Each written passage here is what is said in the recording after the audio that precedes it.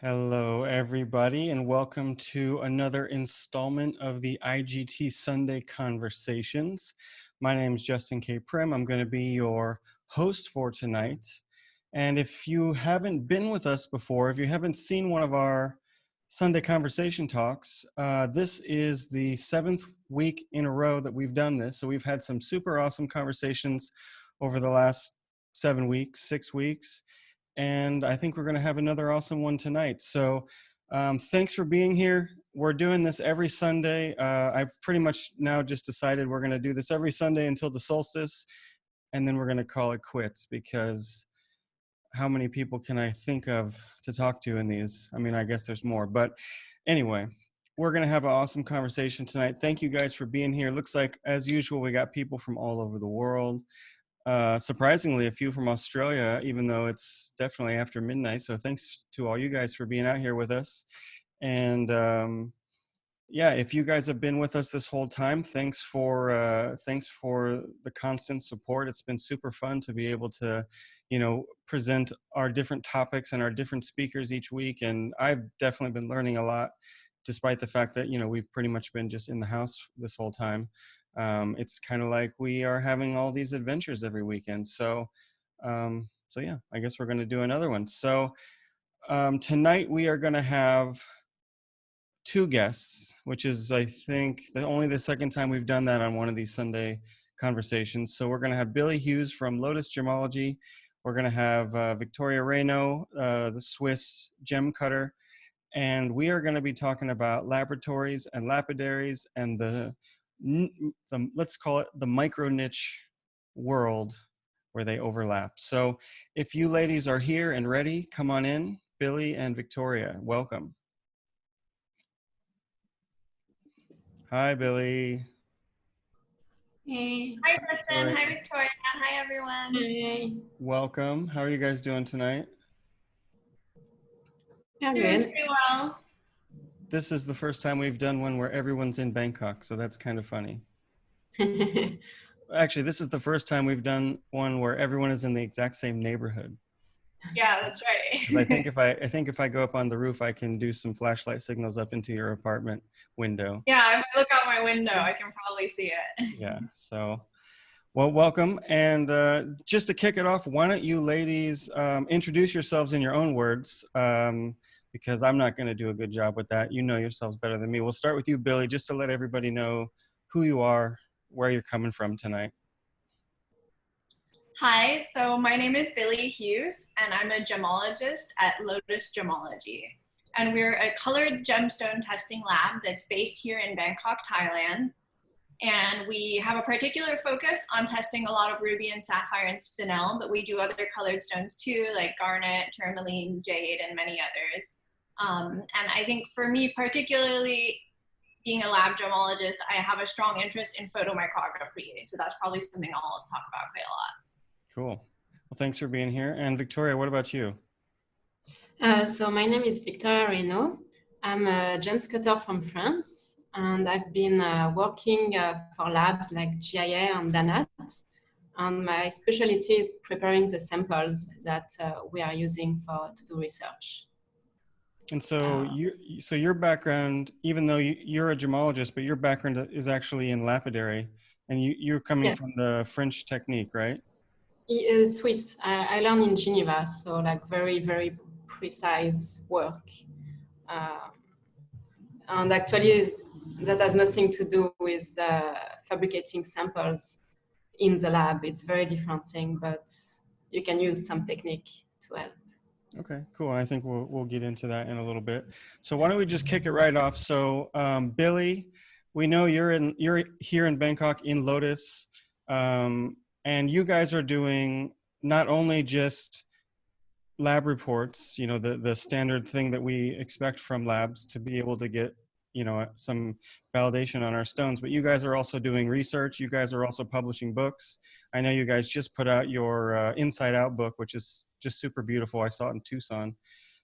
So could you just give us an idea, because we're kind of thinking about research tonight, because my idea in bringing you guys together is to speak about where, even though you guys are working with different labs, where would you guys interact or intersect between your two different jobs inside of a lab. So we kind of want to talk about research tonight. So let's hear a little bit about the kinds of research that you guys might be doing in your particular lab. So for us, like Justin said, a lot of what we do is production work. So, clients submit stones for reports.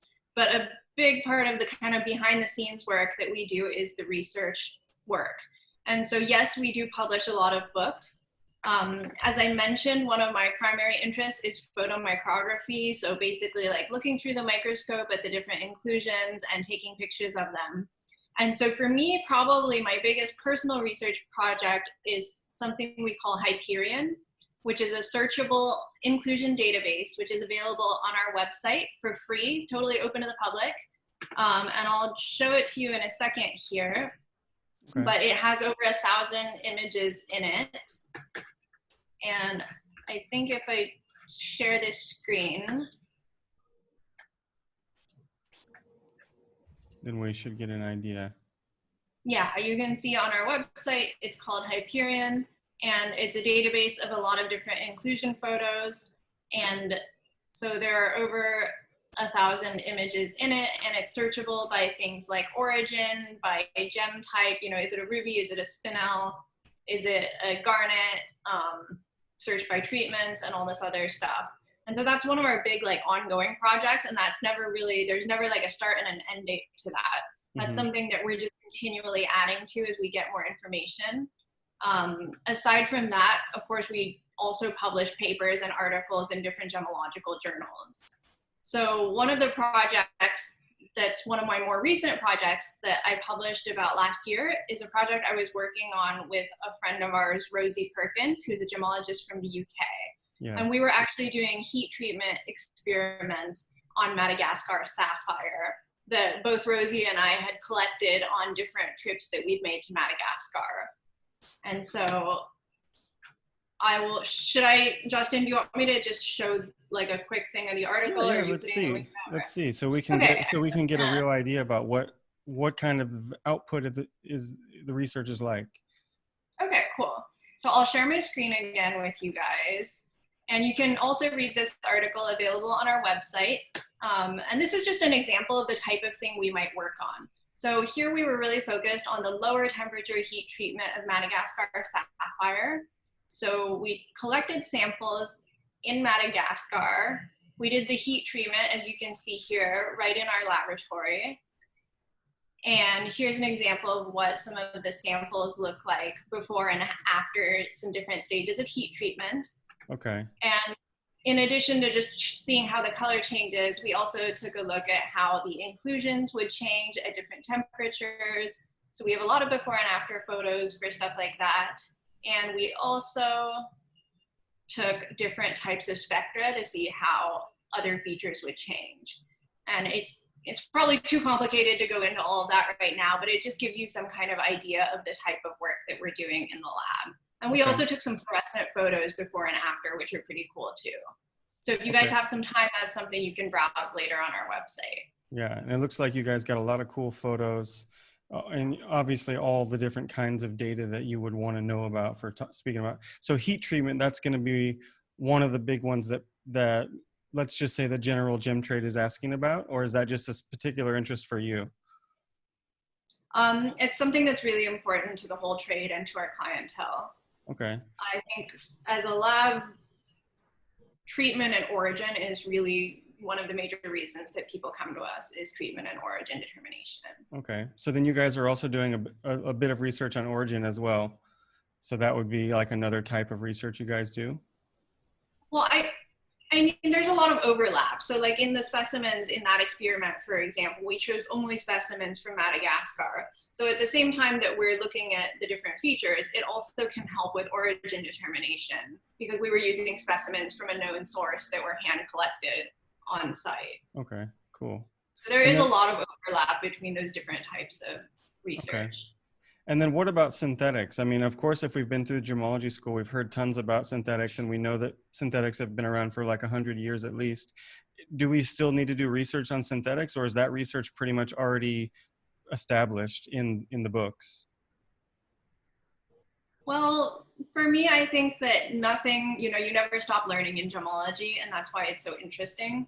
So I would say like nothing's ever 100% established. It's always worth it to keep going and keep moving. So yeah, we do look at synthetics too, and we have many different types of synthetics in our sample collection. Cool. And so it looks like between, your Hyperion project where, we saw just for a minute, tons of photos on there. These are mainly coming from customer stones, or these are your guys' stones, or a little bit of both?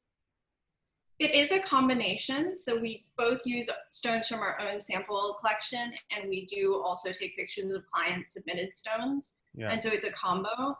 But I would say we would do more client submitted stones than even from our sample collection. Okay. In Hyperion, there's quite a lot from clients. And then when you're doing these type of research projects, like the heat treatment one you just showed us, these ones are your stones, right? So you're able to mess with them a little bit. Of course, you heated them up, but like, do you sometimes also need to prep them in different ways? Like, for instance, like if they need to be cut a certain way or they need to be polished in a certain way, is this something that you guys have to do sometimes for your guys' research stuff? Yeah, particularly if a lot of the pieces we're getting are rough, we often want to polish them. And for my photomicrography, of course, I want to be able to see inside in most cases. And so that's definitely important. Okay, so let's switch it over to Victoria now. So Victoria, your specialty over the last so many years has pretty much become, the master of fabricating samples in labs. I think I'm correct in saying you're one of the only people in the world that even does this type of work. Is that true? Yeah, there is few other, some that I trained actually, but yeah, not so many. Okay, so just using Billie's example that we just saw of this heat treatment experiment where, they have to, or even for the photomicrography, sometimes the samples need to be prepped in a certain way. And I know this is a lot of what you're doing in your day-to-day work when you're working inside of the lab. So can you just tell us a bit about what goes into this kind of sample fabrication, and what does it even mean in terms of preparing them for research? Well, so we have Vincent goes in the field and collects samples, and then they arrive rough. And yeah, you can't necessarily see inside. So you need to open windows to be able to see inside. So for some cases, it's for inclusion photo. So you try to look at the stone to the microscope and see if you can see some kind of inclusion, and try to orient the window that way. You also have for spectroscopy. That's more complicated because you need to have the samples oriented in what we call the C-axis of the stone. Then you can get two different directions with a different spectrometer. So for that, we use a machine. Should I share the PowerPoint now? Yeah, show us. So you guys are using a special machine in order to orient the stones in a very specific way before you start fabricating anything. So do you see it or no? No, not yet. I can't see it. So just hit share screen. Yeah, there you go. No, I see it. So the samples, like an oriented sample, so for spectroscopy will look like that. Okay, so what kind of a stone is this? Sapphire. Okay, and basically you've taken it and it looks like you've turned it into a flat. Yeah, it's like two flat, perfectly parallel window. Okay, and so how important is it that the sides are parallel?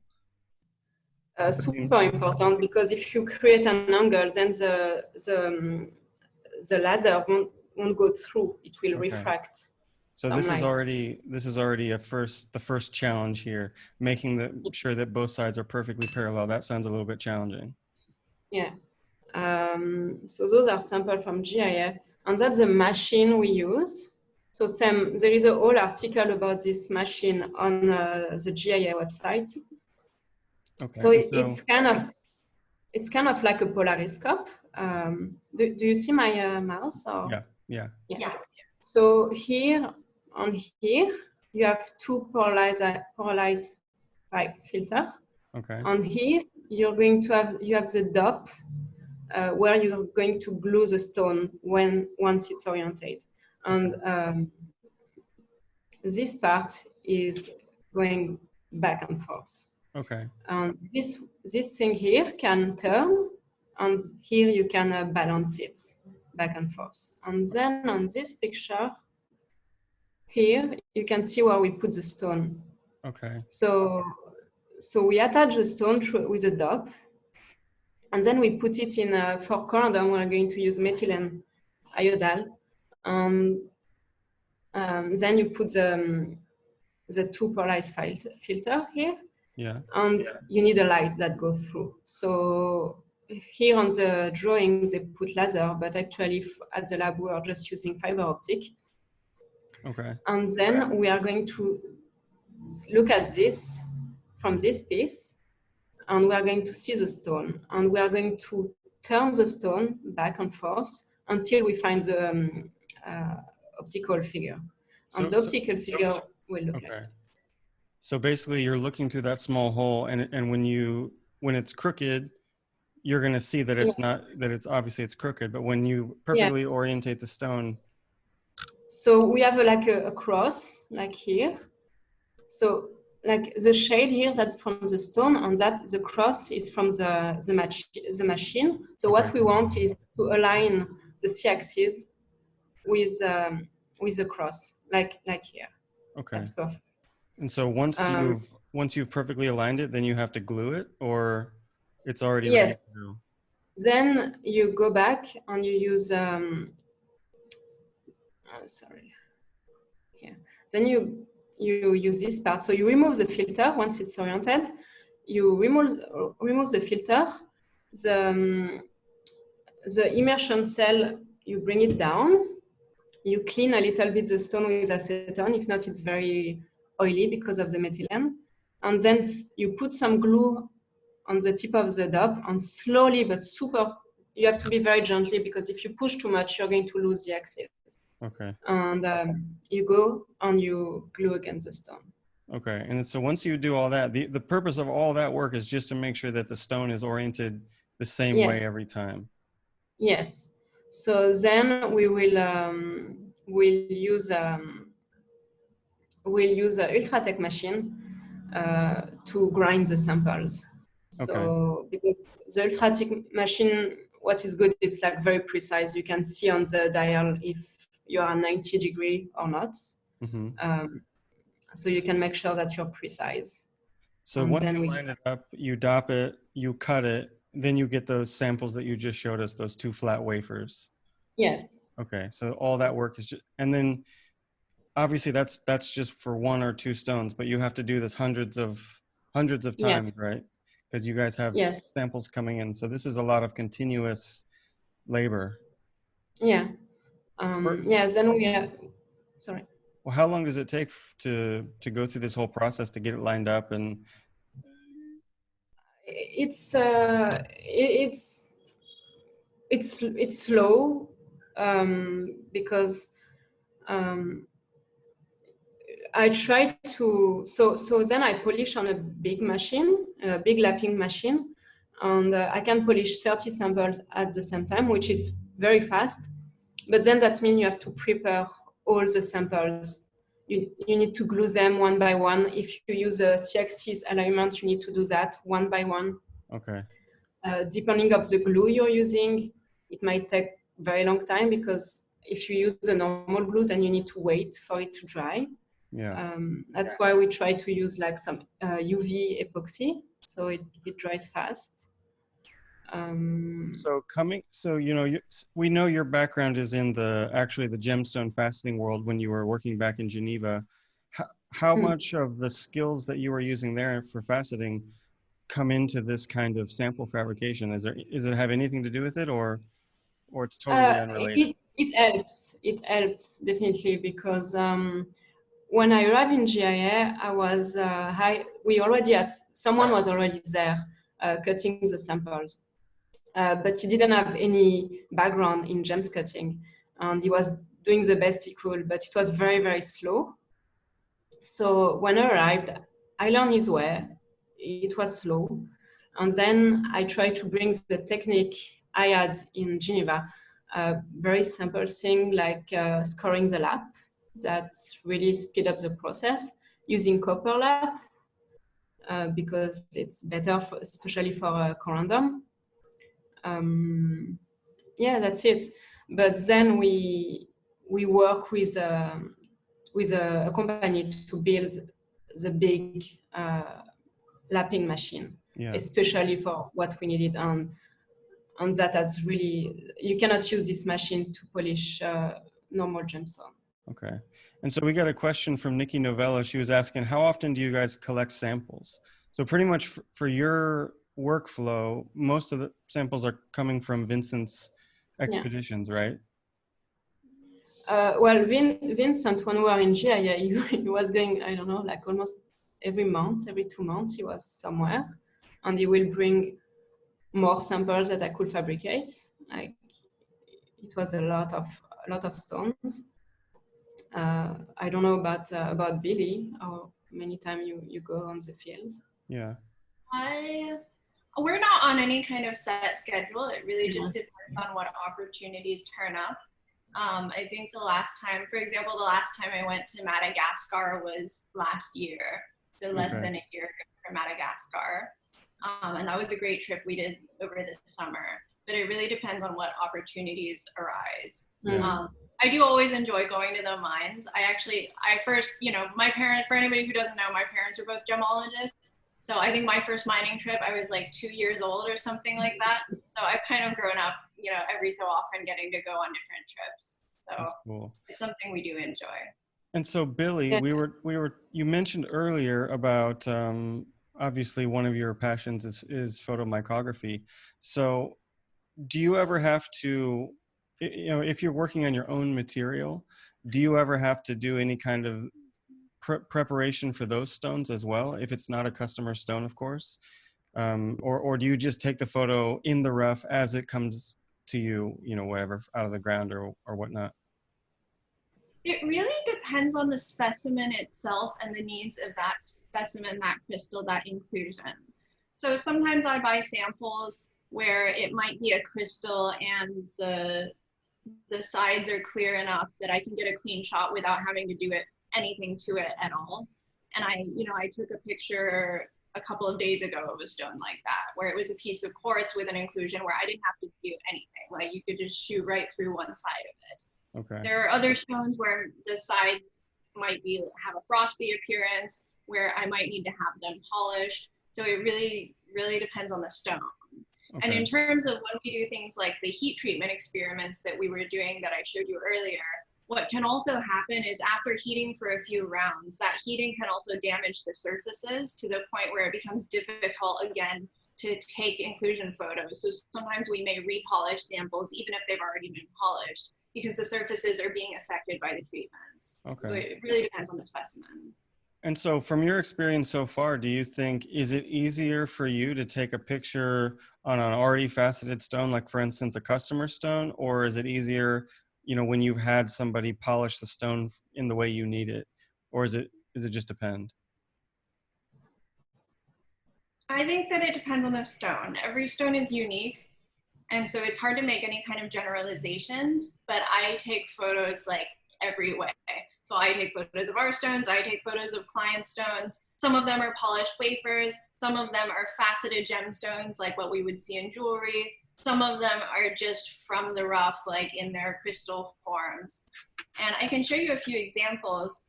Yeah, please. Let me pull this up. I know we've got one of your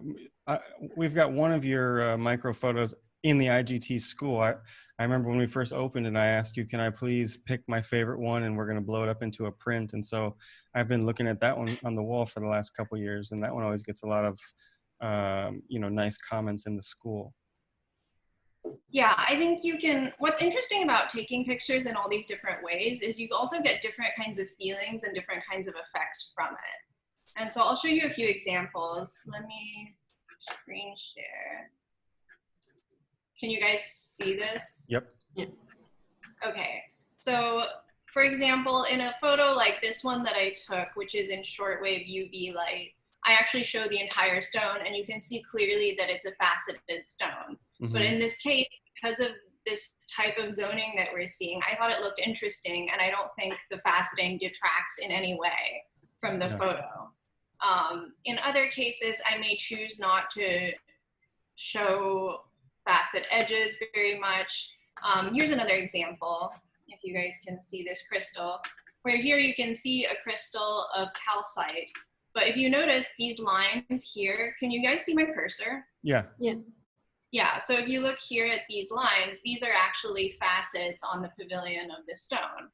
And so sometimes I think you can get really interesting effects if you try to position things in the right way so that the facets can actually act as a kind of frame or become a part of the image. Okay. And so it really depends on the actual stone itself. I think here's another one where you can see the facets more clearly on the top here. Yeah. And so I think it can become a really cool part of the image. Yeah, I was just going to say this becomes almost like an element of your composition then, right? Like as far as the artistic aspect of taking these photos. I think so. I mean, it can definitely be challenging, and there are times when, you have a really nice inclusion, but it's under certain facet edges and it makes it very difficult to photograph. But if you can work around some of those constraints and be a little bit creative with it, I see it as something that can be kind of an asset to the photo rather than something that detracts from the photo. Okay. And Victoria, I know you've also done a fair amount of photomicrography as well when you were working at GIA and everything. What do you think? I mean, as a person who can actually do the fabrication yourself, do you often have to fabricate samples for photos, or do you just take pictures of the wafers when they're finished? Most of the stone we do end up going for photo inclusion. For me, it's different from Billie because I don't have access to customer stone. I only work on research stone. So I almost always work on wafer sample for photos. So I find it easier to just take photo on a sample because you don't have any facets that come try to reflect the light at the wrong position, or like a facet edge that breaks the inclusion into. I have some photo too. And so I know sometimes you are actually even adding an extra facet here or there just to allow the light to come in or allow the camera to see clearly. Is that right? Yeah, so depending of where the inclusion is, if it's not oriented the way we want, then we can add a window on the side, for example, to see it better. What happened also, like for example, if we work for spectroscopy stone, is we see that there is an inclusion that might look very nice. So we are just going to open a little bit the stone. We look at the inclusion, and if the inclusion is worth it, and usually it is, we take photos. We do Raman to identify the inclusion, and then I use it for spectroscopy. So that means I'm repolishing it again, and I lose the inclusion. But at least we got the data before.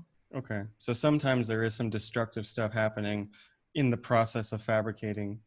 Yeah. So then you have to think about, do you take the photo first or do you take it after? Okay, so can you show us some of the stuff that you've shot? So that's on a wafer. So here it's super. The twinning plan are very, very clear. And you have two parallel windows in the C-axis, and you have like beautiful twinning. That's quite easy. You just need to make sure that your stone is well orientated in the microscope. Okay, and so this one we're just looking down the C-axis on it's flat top and flat bottom. Yeah. And then that effect that we're seeing is from the cross polarizing filters. Yes.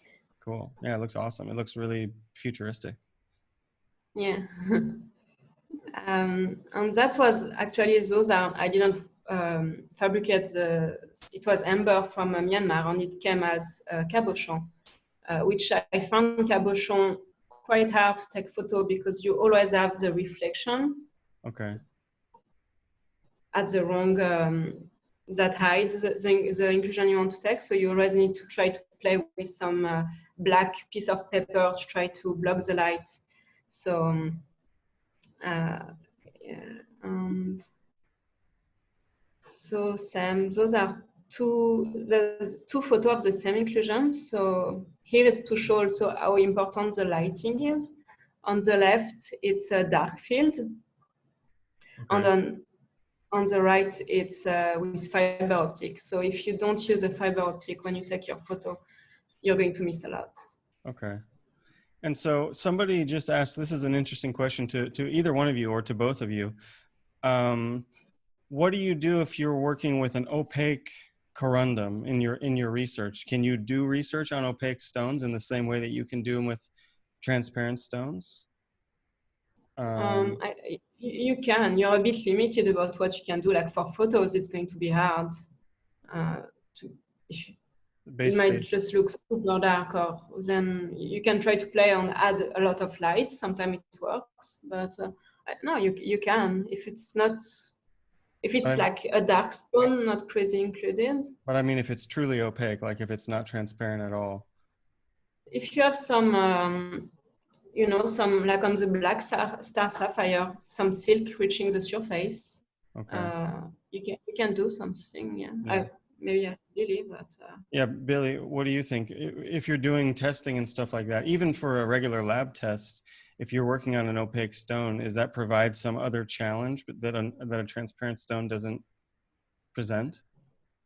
I would say I prefer transparent stones. And part of the reason is simply because the vast majority of stones that are going to come into the lab are transparent or translucent from clients. And so in terms of like a testing specimen in our sample collection, I would rather have something that's more similar to the stuff that we're testing every day for our clients, because it's going to be more applicable to those stones. That doesn't mean an opaque stone is of no use. Now you might be able to polish it and find that there are inclusions that you can cut through. And as Victoria was mentioning, we might be able to do Raman spectroscopy on those inclusions and identify them. And that can be of value. So in terms of something like that, that can be really interesting. But in terms of some of the spectroscopy that we do, it would present challenges where certain spectra, sometimes they just can't be run on an opaque stone, or it's much more difficult. Yeah. And so it depends on what your focus is a little bit. Okay. And we had another question asking about when you guys are doing these photos, do you ever put oil onto the stone or baby oil, something like that to help see through, or you don't need to do that? Either. For me, no. I just try to do a good polish and usually it works. Okay. Yeah, I haven't had to do that. Okay, either. so you just try to clean the stone, get through the clean surface, and that's all you need to do. I guess if you maybe somebody's thinking if they are trying to take a photo through a stone that doesn't have a good polish and they're trying to see through the stone a little bit, maybe that could help. But there is microscope for with immersion cell. Yeah. So then, yeah, if you don't, you have a rough stone or even like faceted stones, and it cancel all the lines, the facet that could bother you. Yeah. But, yeah. Okay. Yeah, so but yeah, I think that they probably mean like in terms of like stuff on the surface. Yeah. We do stuff in immersion every so often, usually in methylene iodide. But generally, yeah, like if it's a client stone, we can't do anything to it. If it's something from our sample collection and the polish isn't good enough, we'll probably just have it, polished more cleanly. Okay. And so, okay, we got another question that I knew was going to come up here sooner or later. I'll throw this one to Billie first. What microscope are you using? We actually use a few different microscopes in the lab. For a lot of the everyday work, we use a MOTIC. I would say the vast majority of my inclusion photos that you're seeing are taken on our special Olympus scope. And I think I can pull up a picture here for you guys of that. I think I have one. Is it the one from the flyer? Yeah, actually it is. So if you can pull that up. Yeah, I got If it. I got it. Hold on. I put it into the slideshow because I figured someone was going to want to see this. Okay, Yeah, so so that microscope that I'm sitting at right there is our Olympus. And that's something that I use probably the most for my photomicrography. And that's what a lot of the images that you see are taken on. And if you look in the foreground, it's a little bit blurry. Yeah, right there in the photo, we also have a built. So I use that sometimes too. okay. And so we can see the DSLR is literally just attached to the top of the camera. It's not built in or anything like that. It's just connected. So it's just a normal Yeah, it's a camera. binocular microscope. Okay, cool. That's awesome. And then that goes straight into this computer back here or something like that? Yeah, that's what I do. And then second part of that question was, are you guys using stacking to be able to do these kind of photos, like photo stacking? I use stacking pretty often, and I use Helicon for that. Okay. And Victoria, what about you? When you're, I mean, I know you've worked in different labs, so you're not always using the same microscope, but are you also working in a similar way with, you know, this trinocular microscope in the stacking? Yes, for us it was in GIA and in Danat. It was a Nikon photomicroscope, but we put it on a base of classic gemological microscope. And yes, same link to a computer. Um, did a lot of stacking too. Okay. Uh, So if you're not doing stacking, are you going to be able to get such good results, or is stacking really, really necessary for inclusion photos? Depend of the inclusion. If you have like a very thin fingerprint that is parallel where you take your photos, then it's fine. But if it's like a deep crystal, then you need stacking if you want to have it everywhere sharp. Yeah. Or Like if you, the amber photo I shared before, that was a lot of stacking because they yeah, were big piece. because it's a bug, so it's a pretty deep Yeah, thing that you're and looking at. it's like normally inclusion in sapphires are quite small. Insect in ambers are a bit bigger than the normal inclusion. Okay. And so, um, okay, so I think we've said a lot about photomicrography. Another question just well, okay, a few more questions here. So I'll throw this one back to Billie. Which camera do you think's the best for capturing these photos? I mean, have you guys tried different ones, or do you just have one that you like for whatever reason? We tend to use Canon for ours, like a Canon DSLR. But I wouldn't want to say that there's any one best camera out there. You know, your best camera is the one that works for you and the Yeah. one that you're familiar with and you know how to manipulate. And so I don't want to get into like telling people there's only one best camera or anything like that. Because, for example, even though I use a Canon for my photomicrography, actually a lot of times when I go out in the field, I use an Olympus. So, you know, Okay.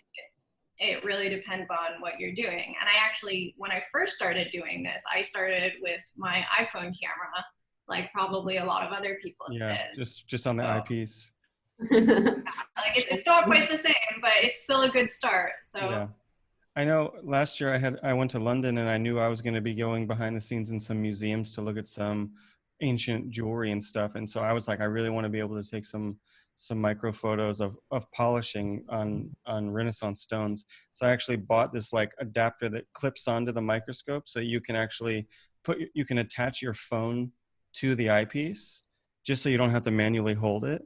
And that was pretty helpful. But yeah, as you said, not the same experience and the quality is not very good, but it's better than just holding it because it's not so shaky. So this one, I think for Billie as well, specifically, and if you don't have experience with this, then whatever, but if you're looking at something like a cashmere sapphire that has this sort of velvety silk, what is that gonna give you any kind of obstacle, or is this just another feature inside of the stone in terms of either photo or just doing your normal lab identification? in terms of seeing things like these minute particles and silk and stuff like that, I think it's like everything else. It depends on how you use it and whether you can be kind of creative with it, especially for photomicrography.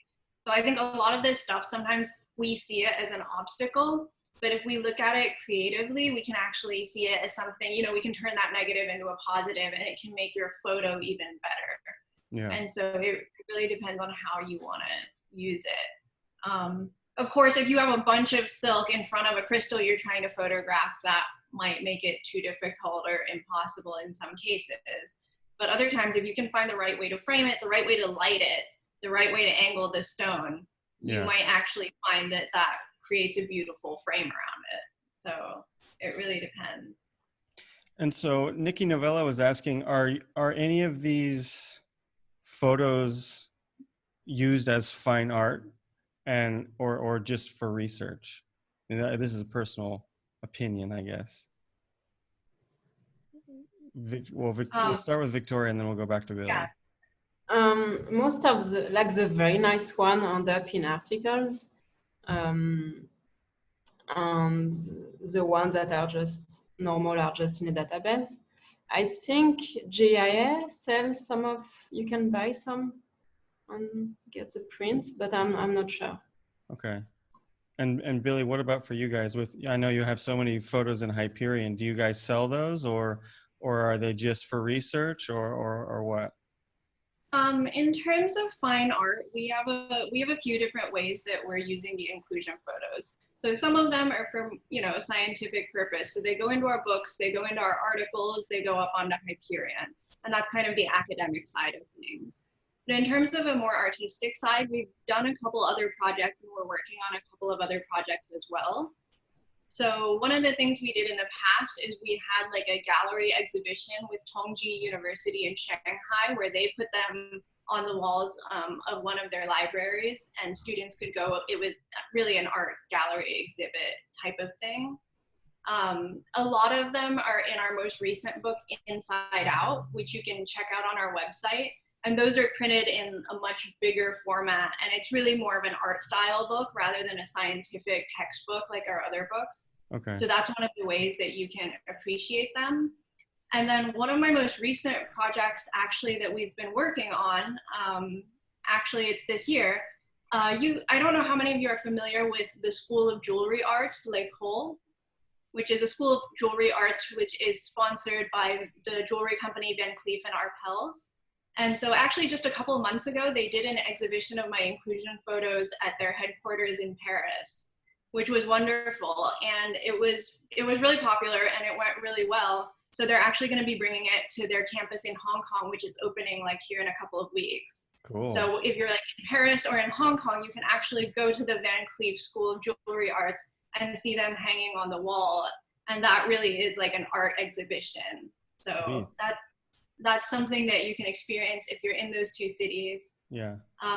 In terms of selling them as fine art prints, that is something we haven't really quite finished that yet, but it's something that we are bringing into our website and that should be ready soon. So we will start selling some of the prints soon. So her sub question was, can she print them out and hang them on the wall? So I think maybe she should just wait and she's going to be able to get the good one for sale. Yeah, we'll have it up pretty soon and you'll be able to, I think part of it is also, you know, when all the shipping companies start opening up again, it's a little bit difficult to do shipping right now, but when things start to open up, we'll get it sorted out. Cool, thanks. And so, okay, Victoria, going back to speaking about this laser alignment machine, Andrew Lampett was asking, is that machine purpose built for your lab, or is this something that's just out there that someone could buy? It was invented by John Emmett and I think manufactured by Tim Thomas. Everything is on GIA. I think now some other labs can get this machine, but not everyone can get it now. Okay, so it was made for GIA at first, okay. And now it's opening to other labs. Okay, so this is something maybe that's new, but if they want to find out more info, they can just go on that article and yeah. If you go on GIA website and you search C-axis tools or something like that, you should find it. Okay. And I guess this one is a question for Victoria as well. Um, Asking about rubies that have inclusions such as like golden pyrite on top of the rough, and asking, do those kinds of inclusions stay in the stone after you cut them? It depends. uh, I try always to save as much as I can, but if like the sample is like super clean crystal, no inclusion inside, like the perfect sample for spectroscopy, and there is only this little bit of pyrite or whatever on the surface, we might just take a photo before and maybe do some Raman or test it. But then, yeah, after I just remove it. Okay. But if it's like we have only one stone that has this kind of inclusion on the surface, then we're going to try to save it. That's Okay. really depend of how rare the inclusion is, if you Yeah. can say. Okay, thanks. Billie, can you say the name of your new book again? Somebody had asked. Oh, yes. It's called Inside Out. And that's on your website as well, right? So people can go find Yes. it. Okay, Maybe cool. we can put a link up for the YouTube video. I can throw up a link for you guys Okay. too. Yeah, and then somebody, okay, so Lisa Star said, yeah, you can get the GIA ones on the GIA website. She's got a bunch that she loves. So who knows, maybe she has one of Victoria's pictures on her wall. We won't know. Okay, yeah, Billie just put the link to Inside Out inside of the chat. So um, yeah. Okay, so let's talk a little bit. So both of you have worked pretty extensively in labs. Victoria's worked in a couple of labs. So Billie, how do, because we're talking a lot about inclusions and seeing things in the microscope. How do the inclusions help you in the production side of your day as well as the research side? How do the inclusions inside of the stone, you know, how do you deal with them, or how are they benefiting you or interacting? We can learn so much from inclusions. So it can be any aspect of what we're doing. So sometimes inclusions can help us distinguish what type of gem material we're looking at.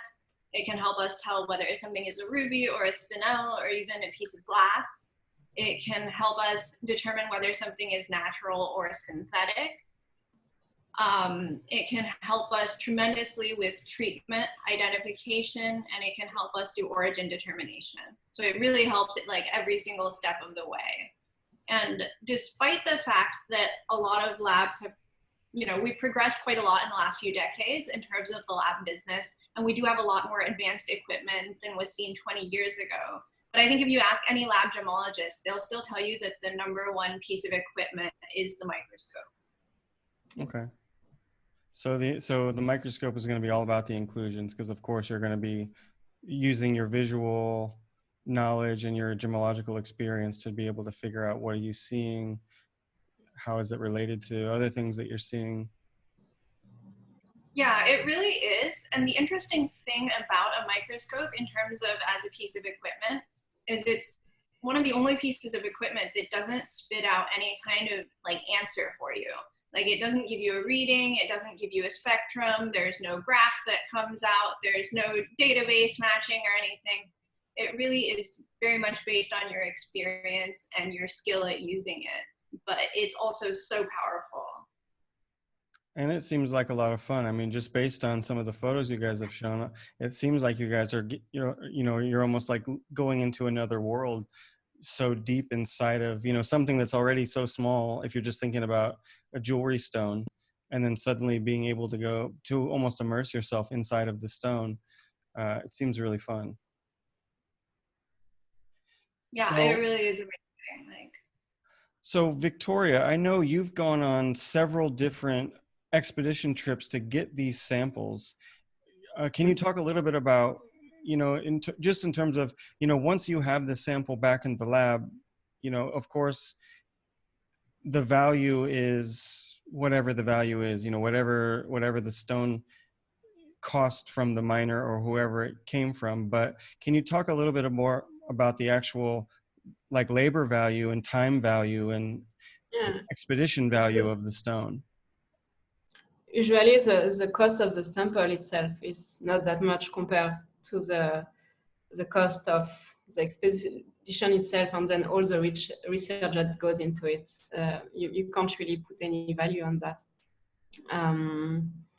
When we get the samples, when you go at the mine, you realize that there is not so many stone coming out of the mine, and they are not very big. They are not always very pretty either. So when we get the sample back at the lab, I really want to preserve them because I know how hard it was for Vincent to go get it. So yeah, we try to save them, and you know, sometimes you have only something very little and you just have to work with it. And so is there ever a situation where you guys might go on a trip and not get any samples, or is there always some samples to be brought back? We always bring something. Not always the quality we wish we would. No, we always find something, but like Vincent has a system where there is a letter system depending on how you get the sample. So if you mine the stone yourself from the ground,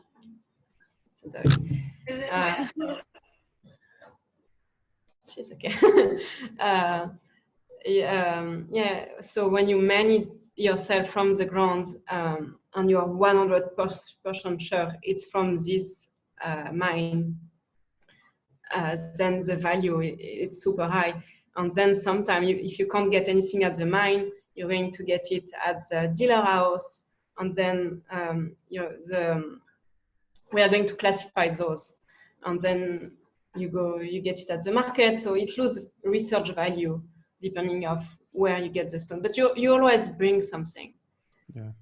I know we had Vincent on here a couple of weeks back, and he was talking about, you know, how much work actually goes into doing one of these trips, you know, like weeks of research, contacting people, you know, of course, the expense of the flights and the visas and the accommodations and the travel. And so it's kind of crazy to think, you know, when you actually get that sapphire sample, you know, what, maybe it only costs 50 or 100 or whatever dollars, but actually it could be really worth thousands of dollars considering all of the manpower and whatever other money that had to go into getting a team of people to that, you know, rare locality to bring a stone back. It's quite amazing. I had few colleagues that will be working on the stone, and they will not go in the field expedition, and they will always complain to Vincent, oh, can you bring more? Can you bring bigger? Can we sacrifice this one for retreatment? And can you bring more next time? And Vincent was getting very upset. And I understand that when you go to an expedition, you really see what's available, and it's not that much.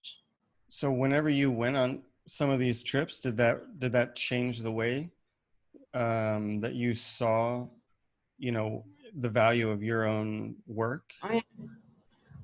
Yeah, definitely, because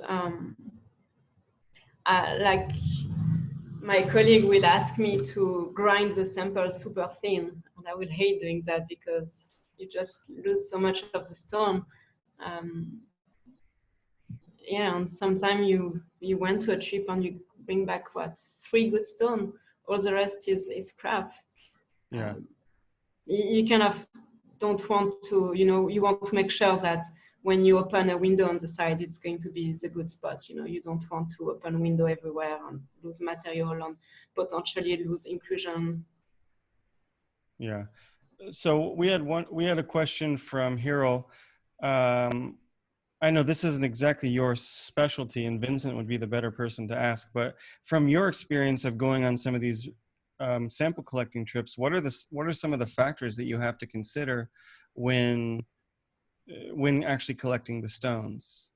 You know, I mean, you said already that there's the grading system, so of course it's better. There's a grading system, and we take also GPS data, the name of the mine, who sold it, the price, yeah, GPS to be able to go back to the mine later on, or to see, like you can go on Google Earth and see if the mine got bigger or moved around. And then really the classification is the most important, I think. Okay. I would add to that, and I totally agree with what Victoria just said as well. The only thing I would add to that is, like, as somebody who does production work as well, I would also factor that in when collecting samples, meaning that, for example, if I'm in the lab and I'm seeing a ton of pink sapphire from Madagascar, I probably want to collect more of that type of material as well, because it'll help me with my day-to-day work. Okay. And so stuff like that is important too. And what so, Vincent will try to do too is to, especially in Bangkok, you kind of, all the stone from Africa, most of the stone from Africa end up passing by Bangkok first. So it's like Vincent will try to see everything, every time there is something new, try to know where it comes from, and if it's maybe something, a big new mine in Madagascar, then he will try to run there before the stone end up in the market to get before some dealer try to trick you, basically. so being in Bangkok itself is already a pretty good asset. Yeah. Here, Vincent, also, like, we try to get clean stone if we can, but sometimes if you cannot, you get what you can get. We also get some of the sand to see what mineral is around this mining area, which can be very interesting for geologists. okay. Yeah. So there's quite a bit of things that you can, aside from just the stone, there's a lot of data that can be collected for research purposes around. We always bring the, like, dirt and sand and piece of other mineral. But like if we go for sapphire, we might also bring garnet and zircon and topaz and things like that. One thing we get sometimes too is also like anything that's like fake or treated at that place. I mean, sometimes we'll already know that it's being treated, but just because we think it's kind of interesting or something that a certain treatment is going around the market, sometimes we'll even buy the fake stuff along with the real stuff to add to our collection, because that's something we need to be able to detect too. Yeah. And I know I've seen a fair few pieces. We were collecting kind of the same thing, collecting well done synthetics and fakes last year when we were preparing for our rough grading class. And it was one of my jobs for a couple of weeks was to go around Bangkok and go around Chantaburi looking for glass that looked like rough aqua and rough whatever. And it's pretty incredible to see how much effort people put into hand carving a piece of glass to make it look like it's a dirty piece of rough that just came out of the ground. Because some of them, you know, they look really, really convincing if you don't know what you're looking at. Or sometimes even if you do know what you're looking at, they still look really, really convincing.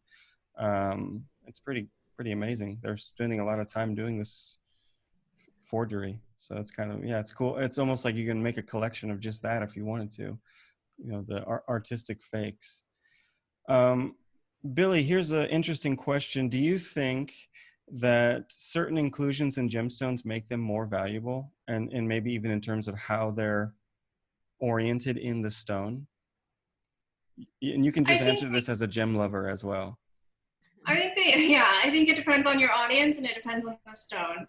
Of course, for a lot of stones for jewelry, people are still going to gravitate towards stones that are pretty clean. But there are definitely times when inclusions can be a point of interest. So in the case of something with asterism, for example, like a star sapphire, it's the inclusions that make that star that makes it interesting for certain clients. Something like rainbow lattice sunstone, I'm sure people are buying it for the inclusions. Yeah. So it really depends on the specimen. Okay. And during your research or even in your day-to-day lab work, this is a question from Andrew Lampett. Have you ever discovered any unknown inclusions in your research, like stuff that's never been seen in a certain type of gem? Yes, we have actually. And that's something I've been having a lot of fun with in the last, year or so. I've been working a lot more recently with micro-Raman, and so we have discovered a few inclusions that have never been found before in corundum. And I can show you an example maybe of one of them. Yeah, that'd be great. Give me just a second to look it up in Hyperion. Have you ever found something that's not, I don't mean an inclusion, but have you ever tested an inclusion and it's a stone that has never been discovered before at all? Like, Oh, I have not. As far as I know, I don't think we've discovered any new minerals yet. but um, but I'll show you some cool inclusions. Like here's one example. Can you see my screen? yeah. Okay, yeah. So here's one example. We got this ruby into our lab, and it had these really interesting red crystals in it. Mm-hmm. They looked like this. And it seemed really unusual. We don't see that very often. And so we checked it with our micro-Raman, and we found out it's actually the mineral starlite. And starlite has never been found in ruby and sapphire before. So that is a first time discovery. Wow. And in fact, like, not all of our, let me explain a little bit, not all of our clients like inclusions. Like some of them don't always view them as a positive.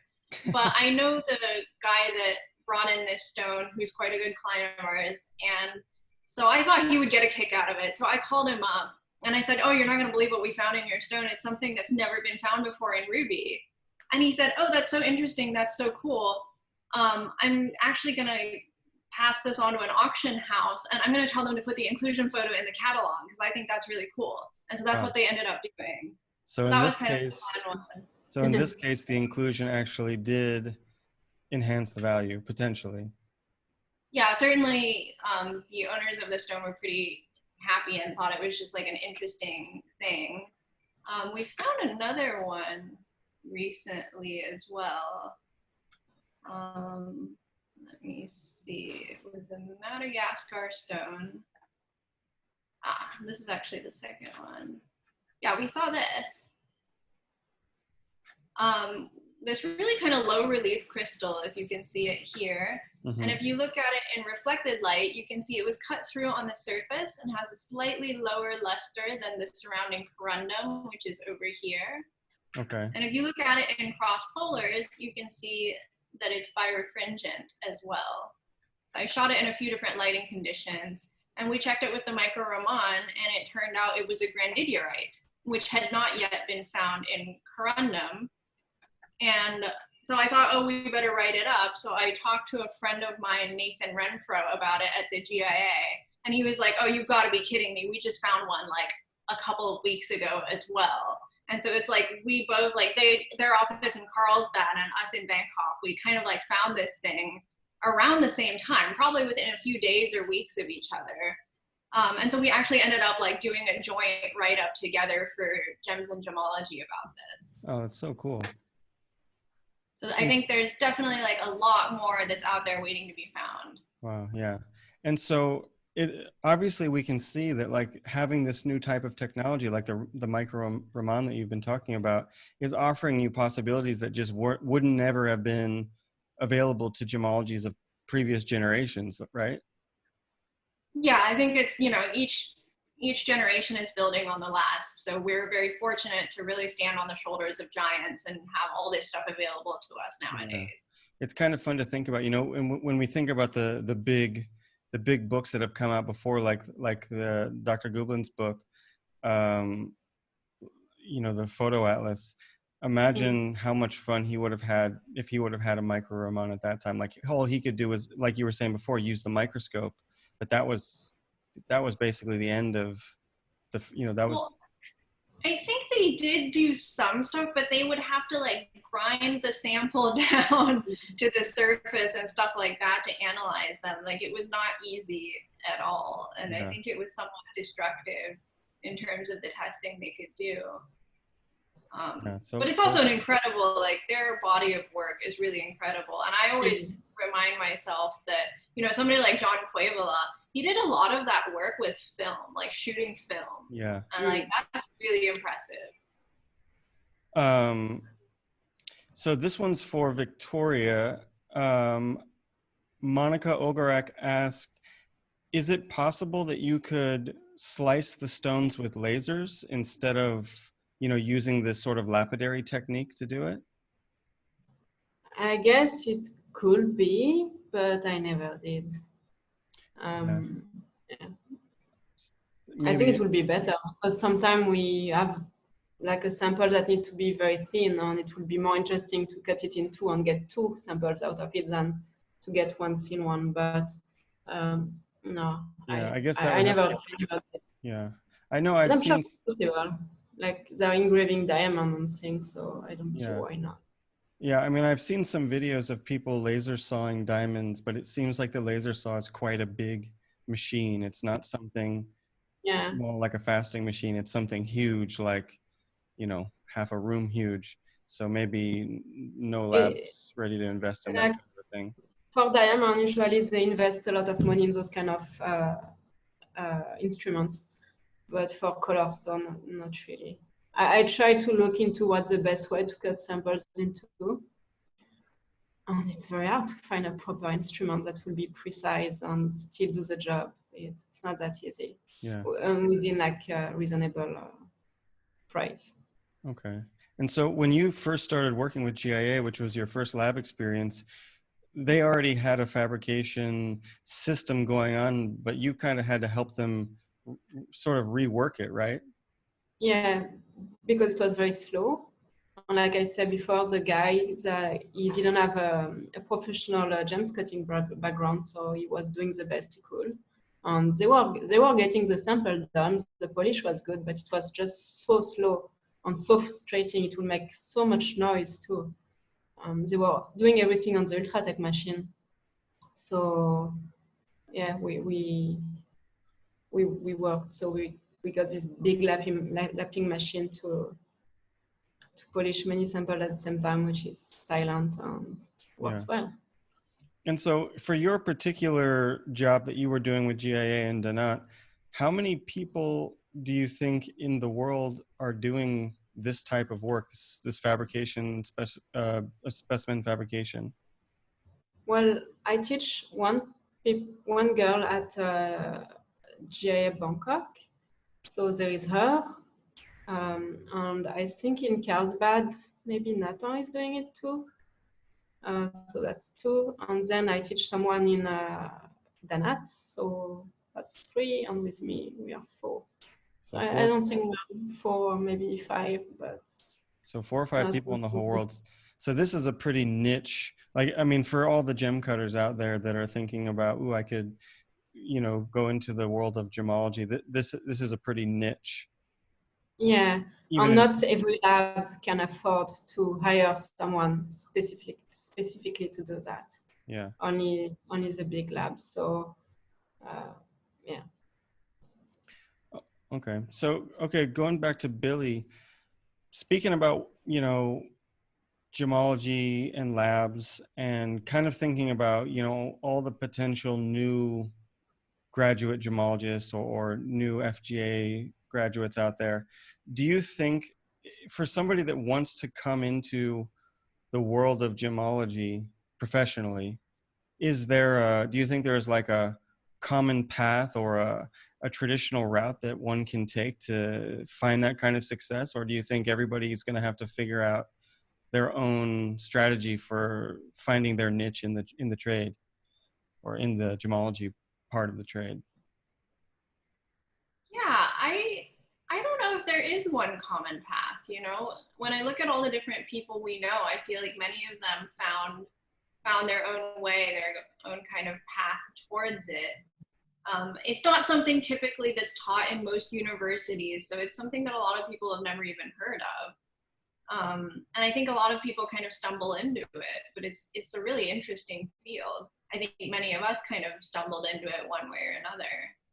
Yeah. And so, yeah, I don't know if there is any one kind of typical path. I think a lot of people, when they're getting into it, do start taking gemology classes. And I did, like, I took the FGA class, which is from the GemA. And so that was a really valuable class, and it taught me a lot of, like, the kind of the foundational stuff. But at the same time, when I look at what I do in my job every day, a lot of it is really experience and learning by doing. Okay. And Victoria, what do you think? You took a pretty unusual route to get into lab gemology, starting as a gem cutter. Yeah. So I always was into stones like since I'm a kid, and then I uh, I did an internship of gems cutting in Geneva, and then I did my FGA with Gemma in Montreal, and then I was trying to find a job where I could do a bit more gemology, and I met Vincent, and he needed someone to work in the gemology lab that was a gem cutter, and I was a perfect profile. But yeah, if I didn't have my FGA background, my gems cutting background, I don't think I would have been hired. So it's really like, I think like the gemology school, they teach you a lot, but like Billy said, you don't get any experience from it. So you need to work in the industry, you need to make what you are doing before works with your gemology uh, knowledge that you just got. You need to make it both work together, to be special and to be useful to someone. Yeah. So like, In, for in, instance, for you as a gem cutter and a gemologist, yeah. you're feeling a special need. And Billy, as a person who was already into photography and then coming into, your gemology training, you can also overlap into photomicrography aside from just your regular lab work, right? Yeah, I think that's kind of the funny thing is for me, I already liked photography as a hobby before. And then when I put it together with gemology, I was just like, oh, this is even more awesome. Like, Yeah. Because I know for me, because, obviously so many people, because I'm part of a school, so many people are asking regularly, how do we get in? How do we find a job? And how do we do it? And it's such a challenging question because it's so specific to each person, like everybody has a different background. Everybody has a different thing that they love or that they're obsessed with or that they don't like. And so it's very tricky to try and give someone advice on how to make it work. But yeah, I think what you guys are both saying is right. Find, if you already have an area of specialty. And I know from my previous talk a few weeks ago with Vincent, he was saying before he did gemology, he was a tour guide, and he was taking people all around the world on tours. So it kind of makes sense now for him that he's traveling all around the world collecting gemstones. And like for Victoria, who was a gem cutter before and now uses some of those skills for fabrications, whatever. Um, so yeah, maybe the best general advice you could give someone is have your passion and have your gemstone passion and figure out how they're going to work together. Make yourself special. Yeah, yeah. good one. And I think for a lot of the people that we know personally, the people that we just saw in Tucson and some of our closest friends, like in the States and in Europe and wherever, a lot of those people do have a second passion, whether it's photography or whether it's traveling or whether it's gem cutting or whatever, and are, using those secondary skills to make themselves stand out from the rest of the, recent grads or whatever. So, okay, this is an interesting idea about it.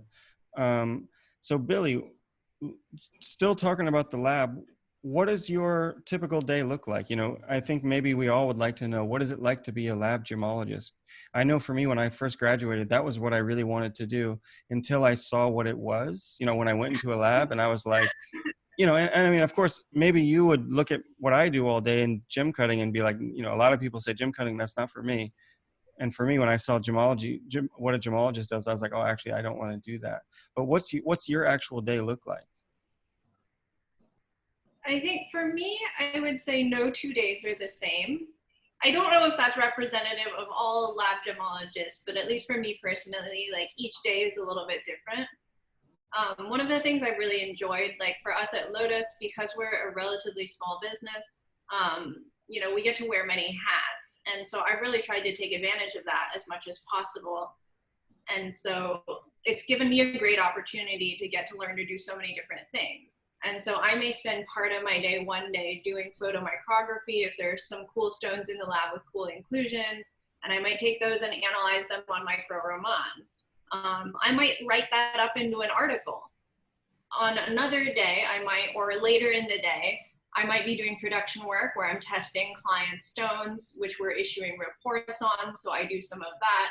It could be running other instrumentation, things like, Raman, FTIR, and other types of instruments. For me, part of my day, sometimes it's also dealing with clients and explaining gemology to our clients as well, because they might get issued a report on their stone and they might have questions about it. Maybe they weren't expecting, for example, they might submit a stone to me and I call it heated, and they weren't expecting to get a heated call. So part of my job might be going out and explaining to them, okay, maybe showing them some of the evidence, some of the photos or the spectra or something like that, and explaining to them why we believe what we believe and why we issued a report a certain way. And so that's part of it. Yeah, and some of it involves traveling. So one day in the life might be going into the field, and maybe one day we're visiting a mine in Burma or something. So it's really no 2 days are the same. And so do you ever get to have a day where all you do is just sit there and play in the microscope and take photos all day? Or is that just a dream? Yeah, that's the weekend. Okay. So that not on company time then. So really that's, even though, I think a lot of us are aware of both of you, the photos that you guys have done.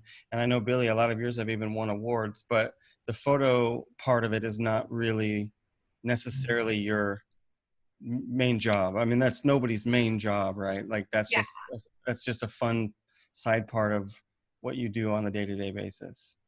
Yeah, I'm very fortunate that I still get to make quite a bit of time to do it. That's cool. And Victoria, what about you? Whenever you were working in the lab, what is your, as a fabrication specialist, what does your day-to-day experience look like? Well, in GIA, I will. Sorry, Milo.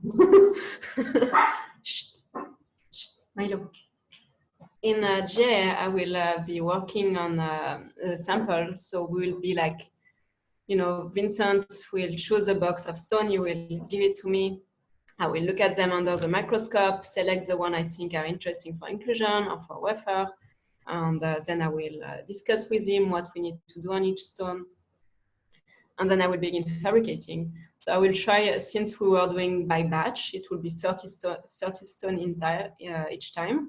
I will find the C-axis if I need on all of them, then grind them all, then polish them all, and then I will have to put them in acetone to get them out of the daub. And but I was not only doing that, I was having also quite a lot of time doing photo inclusion. And then in Danad, it was a bit different because I had more responsibility. And we were beginning from scratch. So I had to help building the library. I had to do a lot of training, like teaching my colleague how to do my job.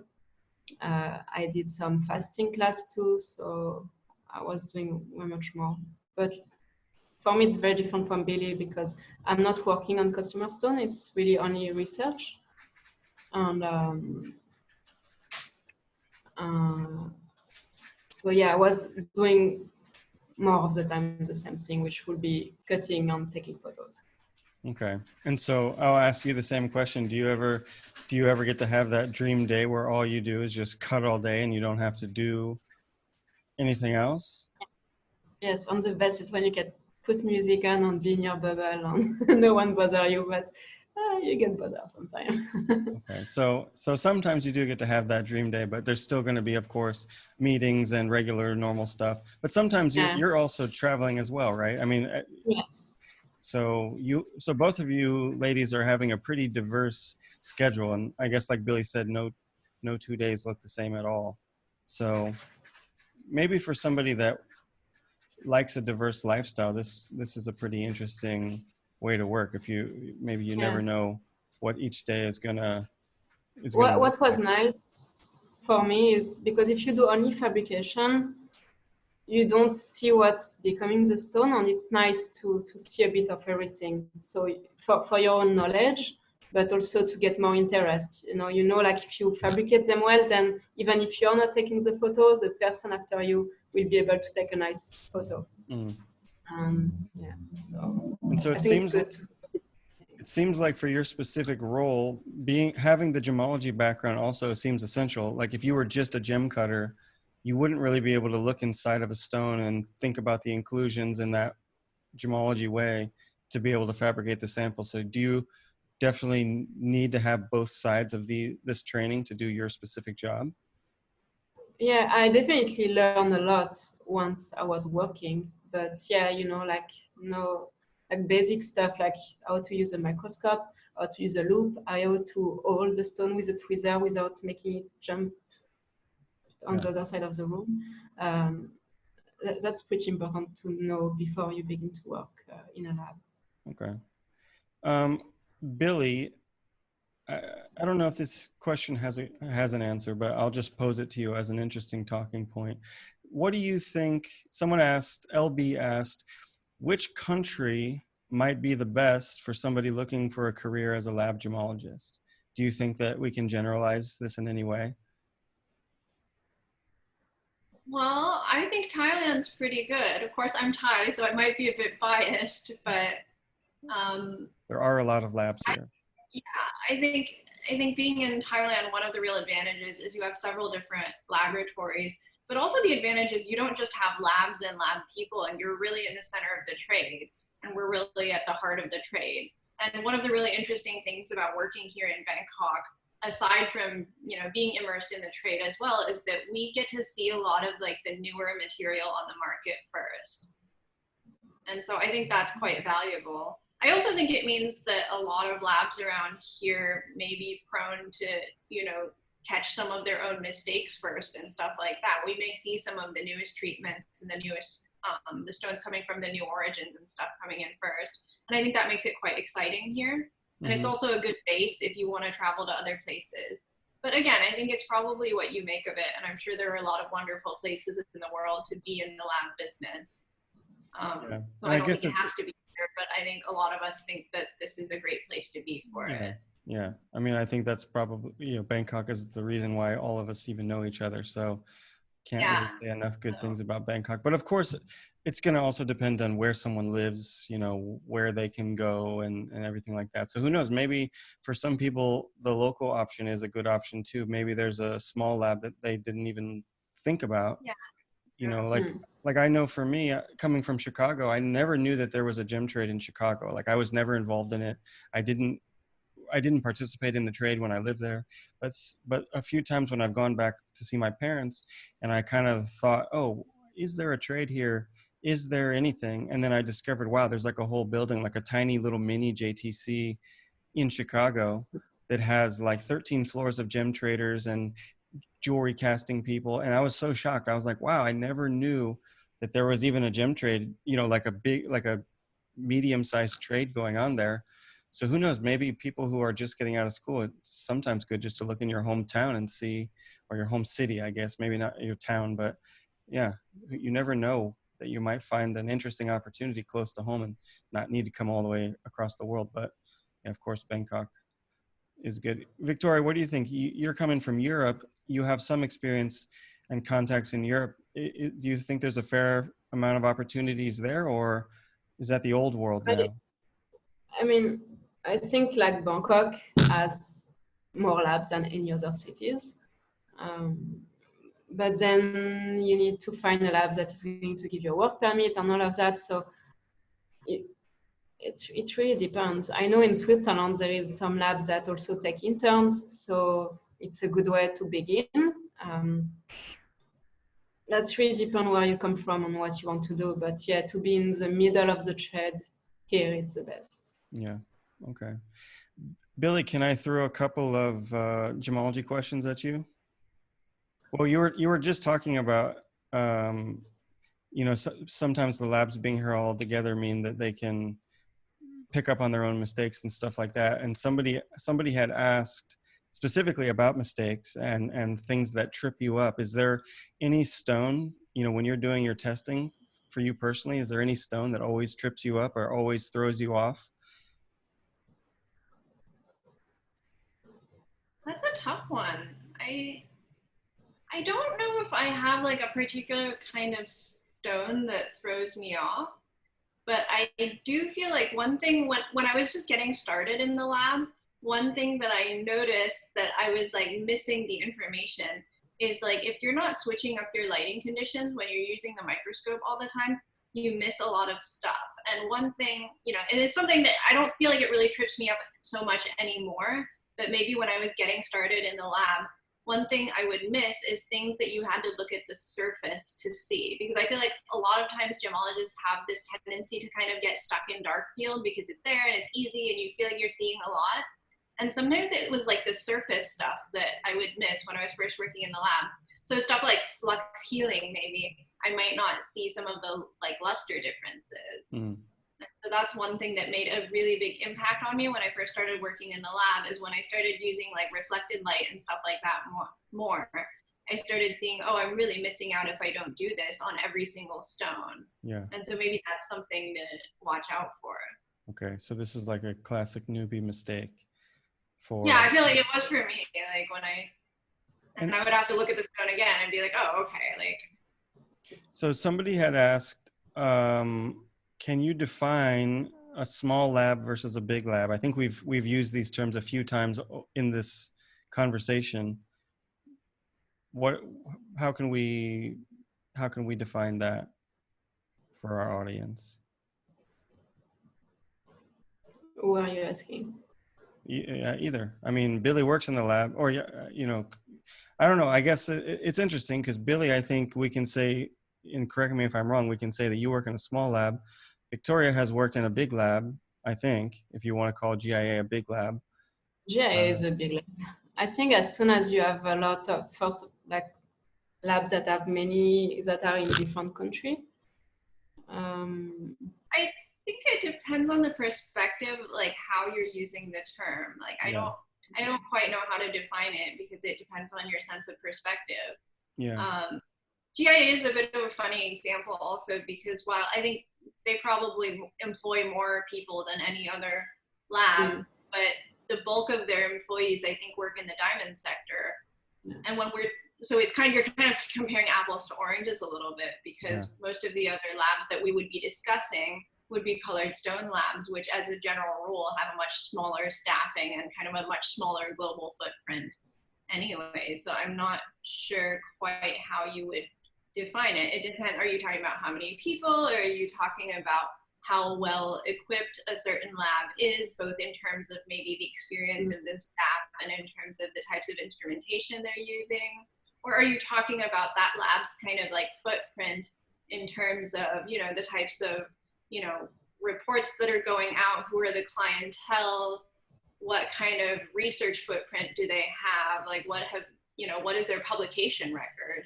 I think all of these are different factors that you would look at, and I don't know if you can just easily generalize about. For me also, like there are certain gemologists, not just in Thailand, but in other countries, places like Sri Lanka, where I know it's just a couple of people, but they have there's quite a big difference in terms of reputation from one individual to another. And there are some in like Sri Lanka and Burma where they may be small labs, but you know, like I would say many gemologists have quite a high respect for some of these other gemologists. And so I think it's really hard to say. And you actually also in many places you have quite big labs in terms of maybe having tens or hundreds or more of staff. And we've never even we wouldn't even recognize their names necessarily, you know, because it's not like the market that we're in or whatever. Yeah. There are some labs that particularly focus on a domestic market where they're not that well known outside of their home country, where there are other labs that I think are more well known outside of their home country. Yeah. And like you were saying, some of those labs. Yeah. I mean, we don't have to make a definition. It's just sort of an interesting idea of big labs versus small labs. But I know, like you were saying, some of the labs like in Sri Lanka and some of the different places where you're kind of closer to mines and markets, those labs serve a pretty good function of, you know, identifying synthetics and treatments and all that stuff when you're actually there to buy the stone. So even if we don't know them, they might still be doing a very good function for their community. And this is going to be an important part of, you know, people going and buying stones in different countries. So yeah. And I don't like generalize about countries either, you know. You may have, you know, it's like here in Thailand, you may have some labs that are, you know, world class with a great reputation, and you have that have excellent standards and really well-informed staff, and you have others that might not be as proficient or as well known or whatever. And I think I think that's the same in any industry in any country. Yeah. Okay, here's something that will, I think, maybe have a more specific answer. This is for Billie. The question is, hold on, it's complicated. I wonder if you ever find it difficult to cross-match your micro Raman peaks with available databases, or are you using your own database? Does that make sense? I mean, I know exactly what you mean. Like sometimes you get a really strong reading, sometimes you don't. Like sometimes you get really clearly defined peaks. Other times there's a lot of noise. Often it's a lot easier to get a good spectrum if it's cut through on the surface or if it's close to the surface. But yeah, in terms of micro Raman, sometimes it's really easy. Sometimes it's a lot more difficult to get a strong match. And I think, wait, it just disappeared on me. But in terms of like, how do we match it? Yeah, like sometimes it's a strong match, sometimes it's not. I would say we can use a couple different databases, but normally I use rough quite a lot. Okay. And when you're setting up stones for identification, what do you use to diffuse the light? You know, if you're looking for inclusions or trying to separate a natural from a synthetic, the question was, how do you diffuse the light? I think that means in the microscope. Can use those like little translucent white plate in plastic. In GIA and that's what we're using, and you just put it over the light on your microscope, and you get diffuse light. Sorry, Justin, I'm just a little confused. Are you talking about the titanium diffusion thing, or are you talking about like photomicrography? I don't know. Or am I like a totally different thing? No, no, I was just. Oh, I see now. I was looking at a different. How do you diffuse the light to identify the inclusion from something? So I think it's just what Victoria said, right? Like if you want to use diffuse light, you just use those translucent plates, those plastic white. You know, sometimes the equipment that you can use with your microscope, sometimes it doesn't always have to be like special made microscope equipment. It doesn't always have to be like fancy or store-bought or whatever. Like sometimes it's as simple as taking a business card or a piece of tissue or a piece of paper and just like plopping it on there and seeing if that works. Sometimes we use these like filters and it's just a piece of like frosted plastic. And so it doesn't always have to be something that's like purpose built. Yeah. Okay. This one can be for both of you because both of you guys are taking micro photos, but you know, when did you guys start to take sort of more artistic photos, you know, as opposed to just taking the photo for the research or for the paper? Was there a conscious moment when you said, oh, I'm gonna turn this into like an art hobby, or is it just a byproduct of your day-to-day photo work that you have to do anyway? I know, Victoria, you've had several photos in articles, published articles and stuff, but you've also have some stuff that you've done just for fun, like outside of work. You need to find like a nice inclusion. So like for me, I will get like a box of 30 different stones to take photo for the database. And sometimes I will see one inclusion that is actually the same inclusion as all the other that there is in all the other stone, but it looks so much better. So then I will take the time to adjust the light, to do stacking, to do all of that, just to get the best shot that I can. Billie, what do you think? Yeah, I don't think that it has to be like one or the other. Of course, there are some inclusions that I take pictures of just because they look cool, but there are a lot of other ones that we take because of what it is or what it teaches us. But even in those kind of more teaching type shots, I still try to make it aesthetically pleasing, even if we're still learning from it. So, okay. Yeah.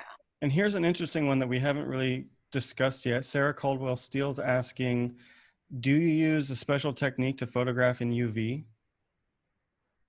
Yes. Well, it depends on the stone, but yes, we have a few different things that we do to get the fluorescent shots. One of the things that we've been using with shortwave fluorescence is a custom designed unit that M&A Instruments built for us. And those are the guys that do like the Gemma Raman, Miko and Alberto, for anybody that's familiar with them. They built us a custom fluorescence unit that attaches to one of our microscopes. So we do that for shortwave. For long wave, recently I've been experimenting with using like a long wave torch actually, and I was literally just like this weekend finishing up a short article about that, and so I think you'll see that come out pretty soon that will explain it a little bit more. Cool, thank you. And can you recommend for the new gemology student or recent graduate who's learning to do all the things that gemologists need to do, can you recommend a handheld spectroscope, Billie? Or Victoria? I don't know if Victoria, you have a handheld spectroscope. Like the small OPL. Yeah. We use one that is on like a stand. Yeah. I know a lot of people are using one from OPL, right? Yeah, like let me see if I can get a picture because that might help you. Okay, so while Billie's looking this up, I'm going to throw a question to Victoria. In order to stay up to date in the world of gemology that we know is constantly changing, what publications or magazines do you keep track of to stay updated with new info? The Gems on Gemology from GIA and the one from GEME, which was the name Journal of already, Gemology, sorry. yeah. The Journal of Gemology. And color, gosh, I don't remember the name. In color. Yeah. And Billie, what about you? Do you have some other ones that you use to stay up to date with the newest finds and the newest changes? I would say like yes to the ones that Victoria has mentioned, like G&G, the Journal of Gemology, in color. You might also add the Journal of the Gemological Association of Hong Kong and the Australian Gemologist to those lists. Yeah, I was just thinking about the Australian one. And a lot of online publication, like from people like Vincent or you sometimes just. Yeah. Well, I know as well, ICA Lab just started a new journal as well a few months back, Gamma, which I have an article in the next one. So that's kind of a new one that's slightly different than some of the other ones. It's less science and more lifestyle, or sort of mixing science and lifestyle. So that one people can just download for free. It's available. So that's an interesting one to check out too, with a little bit of a different focus than some of the traditional everyone in Bangkok looks hear that like every year. Oh yeah, of course, the Gem Dealer's Journal. We can't forget. That is right. For all your behind the scenes interviews and when you really want to get to know the people inside of the trade. So I see that as a little bit different than like your standard academic like gemological journal, where it's really more about like the people behind the trade. But the thing I really like about it is that it introduces me sometimes to parts of the trade that I don't always get to see when I'm in the lab all the time. Yeah. You know what I mean? So like I know about lab work, but I don't always know as much about like the Lapidaries work, or somebody who's like buying rough, or somebody who's designing jewelry or something like that. So it's, for me, I really enjoy being able to see like a completely different side of things. Yeah, me too. Okay, so I think I've asked all the questions that I wanted to ask.